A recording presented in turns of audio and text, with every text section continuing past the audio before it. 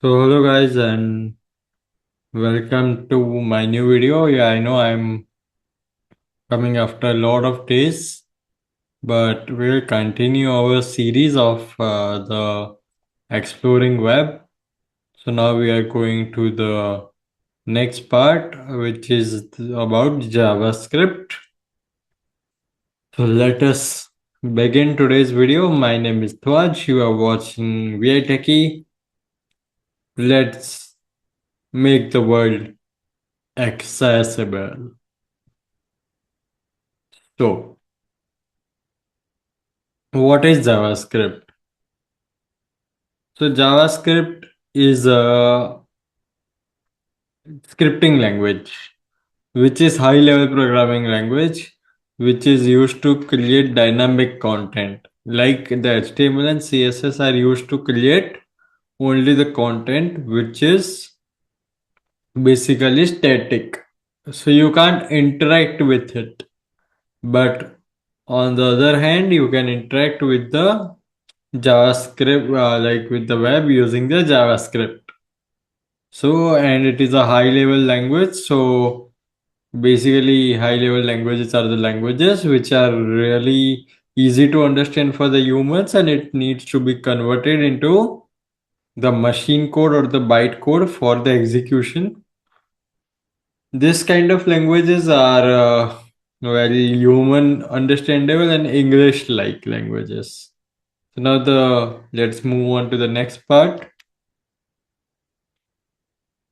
See, client-side scripting language. See, there are two types of scripting languages. We got to know about them in the previous video. One is the client side and the server side. So the client side, basically the script which are executed on the browser of the user. Basically, JavaScript is also a client-side scripting language. It is executed on the user's browser. Let's move to the next bit.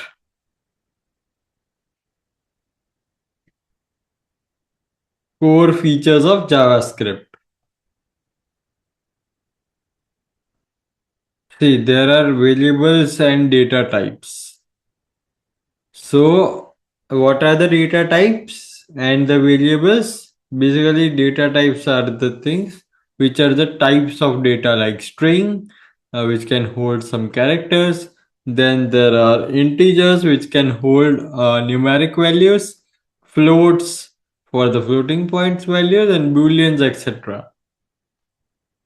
What are variables? Variables are the addresses or the storage house which can hold the particular data, and we name a variable so that we can get a better address, like we can easily address the variable in the program, because you don't know on the which byte, on the which sector, on the which track your data is.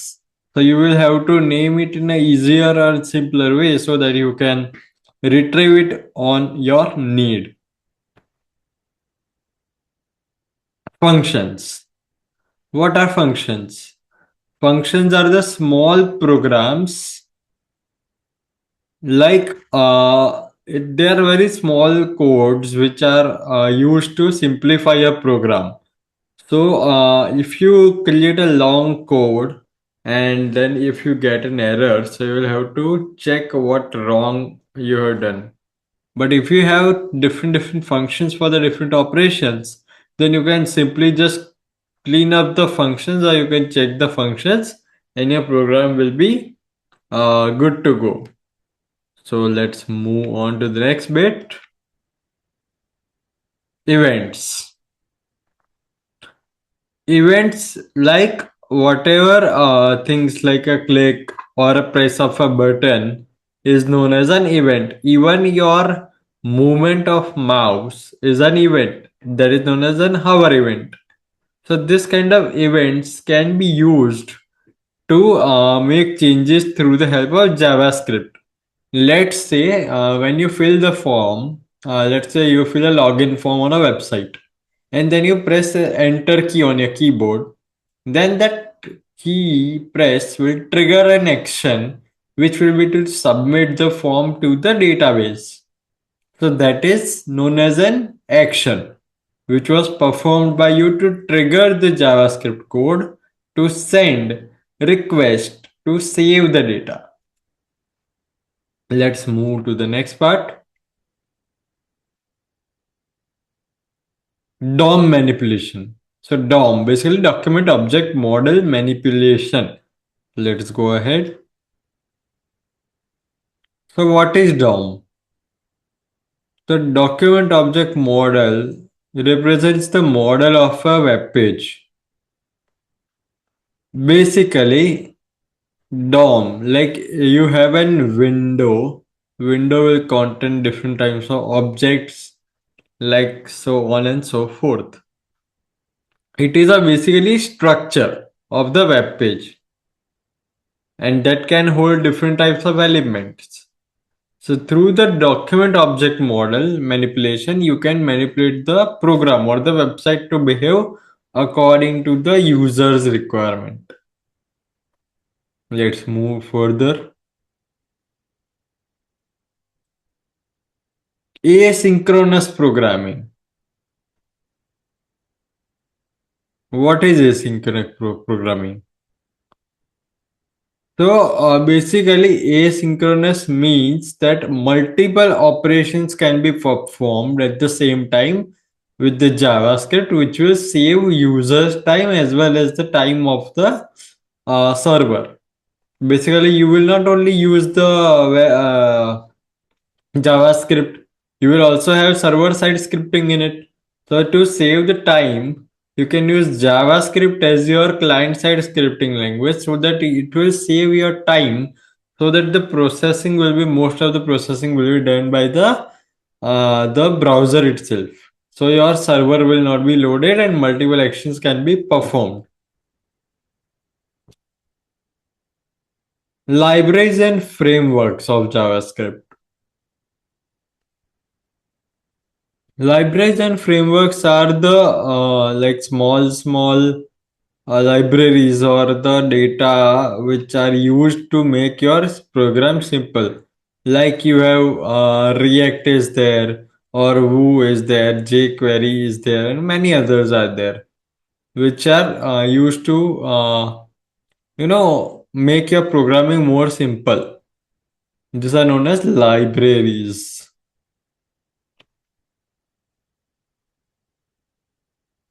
JavaScript S6 and beyond.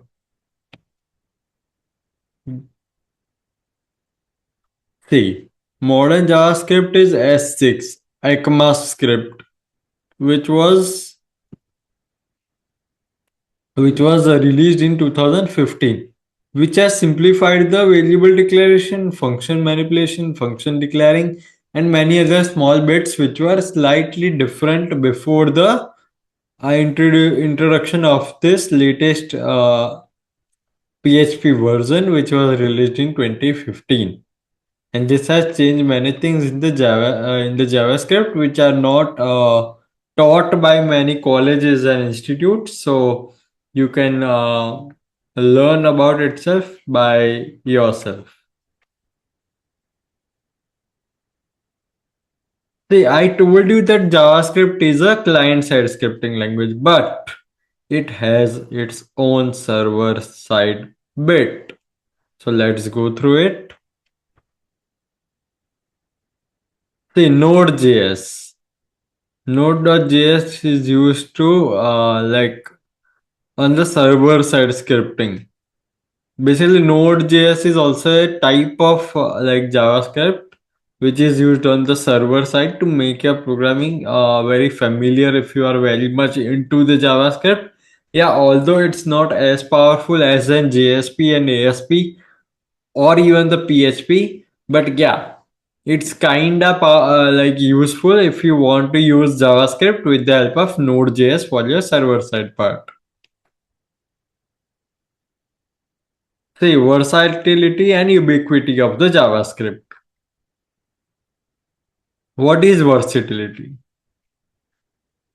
See, JavaScript is used everywhere.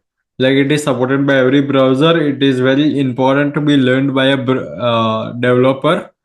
You can use different frameworks in the JavaScript to make your programming more easier, and it's very necessary for a programmer to at least know about the JavaScript and its syntax and a basic use of it. Because when you will be developing a simple, even a small website, you will need JavaScript so that your server load can be reduced due to JavaScript, and you can perform small form validations or even the small actions which are to be taken by the web page on the events, that all can be performed by JS so that your time and server both can be free. Conclusion of this video. So finally, why learn JavaScript? If you learn JavaScript, you will learn how to develop dynamic and modern web pages with simple programming, and let's name it like it's very, server independent is there, and it reduces the load on your server, and many other advantages lead to the thing, which is you will have a better idea of the web developing if you use the JavaScript as your programming language.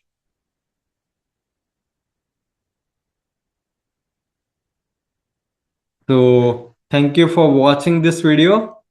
If you have liked it, so please like the video, share the video, and subscribe to the channel.